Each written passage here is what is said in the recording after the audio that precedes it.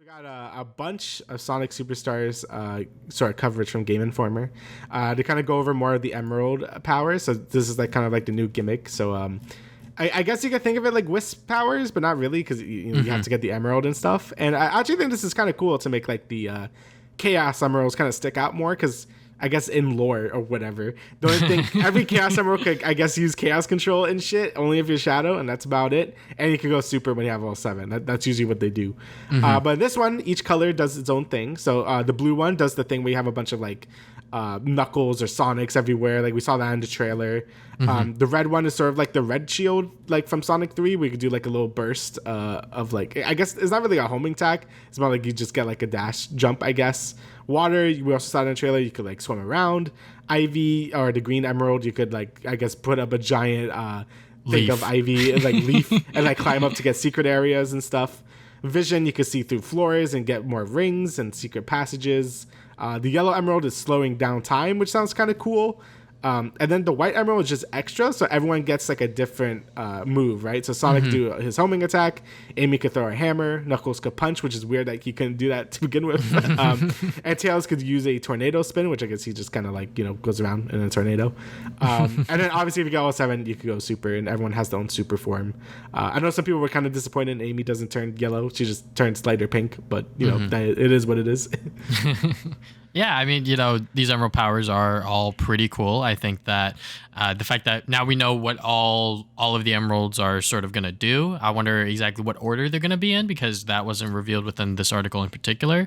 But yeah, I think that all of these powers have their own sort of uses for them, whether it's to, 100% complete the game or just, find extra collectibles, defeat enemies, make it easier for yourself against bosses, whatever, like you said, the emeralds before were kind of just like, you got one, now you got to get all the other ones to go and turn super. But now every single one has their own unique power and their own unique ability. And I think that they're all going to, have their own uses for them. And they're on like a cooldown, so don't be afraid to use them during your playthrough. It's not like you use it once during the level and then you can't use it at all for the rest of it. It is on a cooldown of some sort. And some of them, they obviously thought about like some of these, especially like the collectible ones like Vision. Like you're not gonna have to like walk around and like guess when to use it. I guess something will happen either in the game or like a sound effect or whatever, and you'll know when to use Vision to find extra rings or find more platforms or whatever. So yeah, definitely very cool for them to actually give us a complete list of all of the Emerald powers. Yeah, I do wonder if it I guess it'll open up the game to be more like, it encourages you to go back to certain zones and stuff, because obviously you won't have like Vision when you first play the game, but maybe that first zone will have things to use that ability in, so maybe it encourages you to go back and look for collectibles, which is I don't really think something Sonic has ever really done before. Like it's mostly just go fast and you do the special stages as you go, and that's about it. So that's pretty interesting. That's something Sonic doesn't really do too often in the 2D games anyway. Okay, so next bit of the Game Informer coverage we got is pretty much, I think, like their biggest story is pretty much, why didn't Sonic Mania 2 happen? I think that a lot of people were looking at this game and being like, this is just Sonic Mania 2, but without the original development team. So it looks like, according to this story, that there were talks of Sonic Mania 2, but nothing actually happened. Like they didn't actually like start developing it. And Christian Whitehead, who now formed Evening Star, which their first game is Penny's Big Breakaway, which we saw during the last Nintendo Direct. It looks great, it looked pretty impressive for a 3D platformer. So, they just went their separate ways. There's no like bad blood between them because I guess the Sonic community sort of like painted like this picture of them being like, oh my god, they fucking hate each other. They can't work with Sega anymore. Yada yada yada. That was a big rumor. Yeah, I've always heard that. Yeah, it just looked like that they just had different ideas of what they wanted to do for the next 2D Sonic game anyways, and it looks like Christian Whitehead wanted to do something else entirely, not just with Sonic, but obviously their brand new game. So yeah, it is just nice for them to actually like clear the air, because I know how the fucking Sonic fandom and the Sonic community can be, especially with rumors and speculation like this. So yeah, I think that this piece was necessary for them to really like clear the air to make sure that, hey, fans, like, we're not stepping on Sonic Mania 2, because Sonic Mania 2 wasn't necessarily like a thing really, because I feel like that there might have been like a small part of the community that might have boycotted it because like we didn't get Sonic Mania 2 and we're getting this piece of shit or whatever. So Yeah, apparently, like, Sega and Christian Ryder had, like, they both want to do something 3D. Like, they didn't want to just make a Mania 2, which is, like, same pixel, like, art and stuff. Even though it looks great, like, Mania is a really good-looking game. It seemed like they both wanted to do something different, and, it just led to him making his own studio, which is great. I think it's always good when developers could sort of break away from what, inspire them to make their own IP and stuff. Sometimes it can end up badly, or sometimes it can end up good. So, but it's always good for creators to do that. And, it looks like Sega really did want to move away from, the pixelated graphics and stuff and wanted to go into something more 2.5D, something with more production value and stuff, which is why, Sonic Superstars is like a full price game, is because, they wanted to make it like a bigger experience, but, which is good. I think having a beefier classic Sonic game sounds like a good time.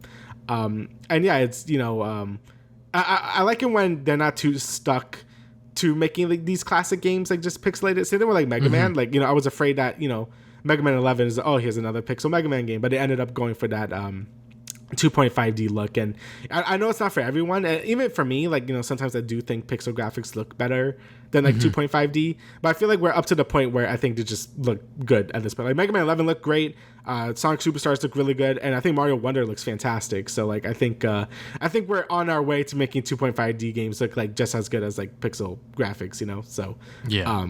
But yeah, I know that was apparently a big point for sort of making this happen. Yeah, and yeah, hopefully Penny's big breakaway is good, because it looks great from what we've seen. So yeah. So next we have the show has the first 6 zones, and I'm gonna admit I'm not that impressed with what they showed. So we have Bridge Island Zone, which is basically just, it kind of looks like the first zone in Sonic Heroes. In Sonic Heroes, like the sort of like aquatic thing, Emerald Coast looking thing. So it's basically like basic like first zone material. Second zone, it's a jungle. Third zone is Sky Temple, not Sky Sanctuary, but Sky Temple. So yeah, it has a lot of motifs that we've kind of seen before. Pinball Carnival is another, casino night type of deal. Lagoon City is kind of like Hydro City or Hydrocity, however you want to say it. I know that's a big thing. Sand Sanctuary, I know, is like Oil Ocean or whatever that zone was called. So a lot of these motifs are things we've seen before. They're just not called that. So that made me a little like, oh, okay. Like, they're not the same zones, but they kind of are using the same motifs. So it's kind of whatever. They look beautiful and stuff. Like, they look nice from the screenshots, but yeah, it's still nothing like too out there, we've seen all these before. I think that because these are the first 6, I feel like that there's more zones that they're sort of, hiding from us for now. Yeah. That's my copium speaking. But, these zones in it of themselves aren't necessarily that impressive, but, it's not... You don't have to work that hard to really impress me as like a fucking, Sonic nerd, like, like all of these look good, they don't look, terrible. I know that they wanted to, stay away from Green Hill Zone because they were like, you guys are fucking tired of it. We're tired of it. So they want to, come up with these new looking zones, these new looking areas, while, still taking some things from the previous zones that we are familiar with and, spinning them around in certain ways, naming them differently, making them look a little different as well. So, I don't mind these. These are the first 6 that we're going to see anyway. So I'm sure that there's going to be more zones in the game, hopefully. Hopefully I'm not eating my words when the game comes out later this year. But, that is what I'm hoping, that these are just the first 6 that they wanted to show us for Game Informer, and that there are more zones that they have in the back that we just haven't seen yet. Yeah, I mean, all that really matters is like if the level design is good and if it's like fun to go through. Honestly, I'm just glad Chemical Plant is my like least favorite zone. Besides like a marble like zone, like they're both so boring. So I honestly don't mind Green Hill Zone that much or Sky Sanctuary, but I am happy they're at least a little different now. So I guess we'll see how it goes when the full game comes out. And the last big news thing that they have on Game Informer as of right now for Sonic Superstars is they are talking about the villains. So they renamed Fang the Sniper to Fang the Hunter. I'm not sure if that's going to stick. And then they talked about Trip, sort of just like bringing a brand new character into the Sonic universe and sort of what that's like. Just because, Sonic games are always, usually they introduce one new character. And it looks like Trip, who they refer to as she, is someone with just a bunch of armor. I'm sure that we'll see the full reveal once the game actually does come out. There's going to be leaks. There's going to be shit out there that people are going to, find or whatever. And, Yeah, I mean, it is cool that they are introducing, new characters, especially new villains. I feel like that there's always like a new villain sort of ordeal that they're always doing Yeah. within, especially modern Sonic games. They're always introducing some new fucking villain or whatever. Yeah. But it looks like that this time around that they're keeping the stakes low, which is nice. I know that, I'm sure they recognize within the past Sonic games, especially Sonic Forces, they even mentioned with Infinite, they were like, yeah, War as hell. you got this big baddie here that it's like, oh, Sonic has to defeat him. But it looks like, now we have Trip, who's just someone that's just, I guess, messing with Sonic and just like trying to get in Sonic's ways. So, that seems like a lot of fun. And I think that is like a nice sort of direction that they can take with this sort of classic style Sonic game. Because, for the most part, Sonic games, especially the classic ones, they aren't exactly too heavy on the story or anything like that. So. Yeah, they're a lot more lighthearted. It'd be weird if we got like, modern Sonic storytelling in a classic Sonic game. That'd be kind of weird.